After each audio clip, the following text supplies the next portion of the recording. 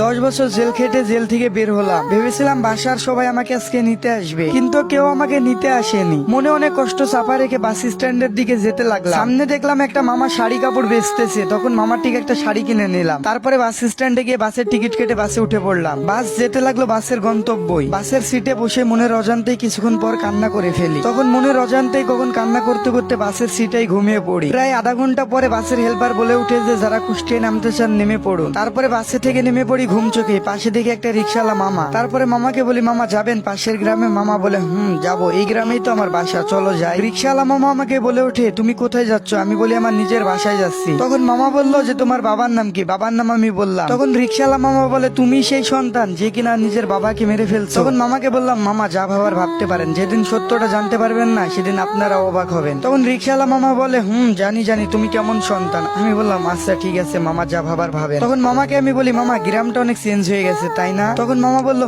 তা তো হবে। আমি বললাম, মামা বাসার সামনে নামাই দেন। মামা বললো ঠিক আছে। তারপরে মামা কিছুক্ষণ পরে আমারে বললো, এখানেই নামো। তখন আমি বললাম, মামা কোথায় নামাই দিচ্ছে? তখন রিক্সাওয়ালা মামা বললো, ওই যে সামনের বাসাটা দেখছো না, ওটাই তোমার বাসা। আমি বললাম, আচ্ছা ঠিক আছে মামা, এই নেন আপনার ভাড়া। নিজের বাসাটাকেও আমি চিনতে পারছি না, কারণ 10 বছর আগে দেখে গিয়েছিলাম কি আর এখন দেখতেছি কি। এখন দেখতেছি বাসাটা পুরো পাল্টে গেছে। বাসার কলিং বেল চাপা মাত্রই দেখি যে মা আমার দরজা খুলে দিল। মা বলে উঠলো, খুনিটা আমার বাসায় এসেছে কেন? কেউ ওকে বেরিয়ে যেতে বল। মা তুমি বিশ্বাস করো, আমি বাবাকে কখনোই হত্যা করিনি। তুই যদি আমার কখনো সামনে আসিস তাহলে আমার মরা মুখটা দেখতে পাবি। এমন কথা বলিও না মা, আজ অন্তত পক্ষে একবার তোমার এই সন্তানকে বুকে জড়িয়ে নাও। তোর স্থান কোথাও নেই আর তোর স্থান কোথাও হবেও না। আকাশ এই খুনিটাকে এখনই বাসায় থেকে বের করে দে। আচ্ছা ঠিক আছে মা, আমি দেখতেছি। তখন হাসান উঠে বলল, ভাইয়া ভাইয়া বিশ্বাস করো, আমি আব্বুকে কখনোই হত্যা করিনি। আকাশ উঠে বলল, তুই বাবার নাম মুখে নিবি না, তোর মতো সন্তান যেন কোনো বাবা মায়ের ঘরে জন্ম না নেয়। তখন হাসান বলে উঠলো, ভাইয়া তুমিও আমাকে বিশ্বাস করতেছো না? তুমিও আমাকে এই কথা বলতেছো?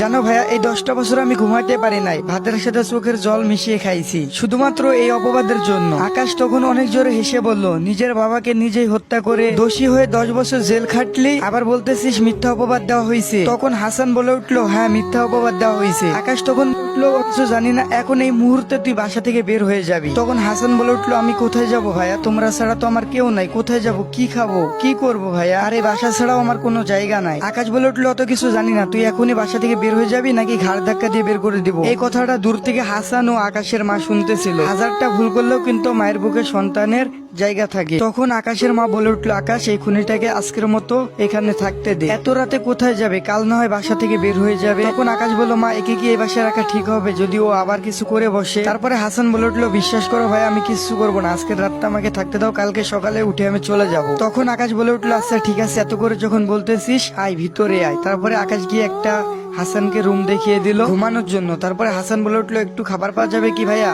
অনেক ক্ষুধা পাইছি। তখন আকাশ বলে উঠলো, তোর এই বাসাতে খাবার খাওয়া হারাম, যদি আরেকটা কথা বলিস তাহলে তোর ঘাড় ধাক্কা দিয়ে বাসা থেকে এখনই বের করে দেবো। তখন হাসান বলে উঠলো, আচ্ছা ভাইয়া খাবার লাগবে না, ঘুমাই। ঠিক রাত 3টা বাজে একটা চিৎকারের শব্দ হয়ে উঠলো। বলে উঠলো, বাঁচাও বাঁচাও, প্লিজ কেউ আমাকে বাঁচাও, প্লিজ প্লিজ কেউ আমাকে বাঁচাও। এমন শব্দ শুনে সবাই বাইরে এসে দেখে হাসান কাজের মেয়ের আয়েশার ব্লাউজের ফিতা খোলা। এমন দেখে আকাশের পায়ের রক্ত মাথায় উঠে গেল। তখন আকাশ বলে উঠলো, কি হয়েছে আয়েশা, তুমি এত কান্নাকাটি করতেছো, কি ব্যাপার? তখন আয়েশা বলে উঠলো, স্যার আমাকে প্লিজ বাঁচান, আপনার ভাই আমার সাথে শারীরিক সম্পর্ক করতে চাইছে, কিন্তু আমি রাজি না থাকায় আপনার ভাই আমার সাথে জোরাজুরি করতে চাইছে। তখন হাসান বলে উঠলো, এই মেয়ে তুমি এত মিথ্যা কথা বলতেছো কেন? তুমি তো আমার রুমে এসে কান্নাকাটি করতেছো, আর বলে উঠলো তুমি আমাকে ফাঁসাইতে চাইতেছো। তখন আকাশ বলে উঠলো, হাসান একদম চুপ করে থাক, নাহলে তোরে কিন্তু একবারে অবস্থা খারাপ করে ফেলবো। আয়েশা কেমন মেয়ে আর কতটা ভালো মেয়ে সবাই জানে, ওর মতো মেয়েই হয় না গ্রামের মধ্যে, আর তুই কেমন এটা গ্রামের সবাই জানে। আর ঠিক তখনই হাসানের মা আর আকাশের মা ওইখানে চলে আসে। তারপরে বলে, আকাশ কি হয়েছে আর আয়েশা তুই কান্না করতেছিস কেন? তখন হাসান বলে উঠলো, খালা আমি আপনাদের বাসায় আর কাজ করবো না, আপনার ছোট ছেলে আমাকে ধর্ষণ করতে চাইছিল। তখন আকাশের মা বলে উঠলো, আয়েশা তুই এসব কি বলতেছিস? তখন আকাশ বলে উঠলো, হ্যাঁ মা, ও যা বলতেছে সব সত্যি বলতেছে, আমি বুঝে গেছি মা। হাসান কি চায়? হাসান চায় আমাদের এই সমাজে মান সম্মান সব ধুলোয় মিশে যায়। তারপরে হাসানের মা আর কিছু জানতে না চেয়ে হাসানের কাছে এসে 2 গালে থাপ্পড় দিয়ে গাল দুটোকে একেবারে লাল করে ফেলে এবং হাসানের চোখ দিয়ে পানি বেরিয়ে আসে। তারপরে বলে উঠে, তোর মতো কুলাঙ্গার সন্তান এই পেটে ধরছিলাম, বিশ্বাস হচ্ছে না। নিজের বাবাকে তো 10 বছর আগে একেবারে খেয়ে ফেলেছিস, এখন আবার আরেকজনকে খাইতে চাইছিস, আর কতজনকে খাবি? তখন হাসান বলে উঠলো, বিশ্বাস করো মা, তোমার কসম, আমাকে এখানে ফাঁসানো হচ্ছে। তখন হাসানের মা বলে উঠলো, ওই মুখে আমার নাম নিবি না, আর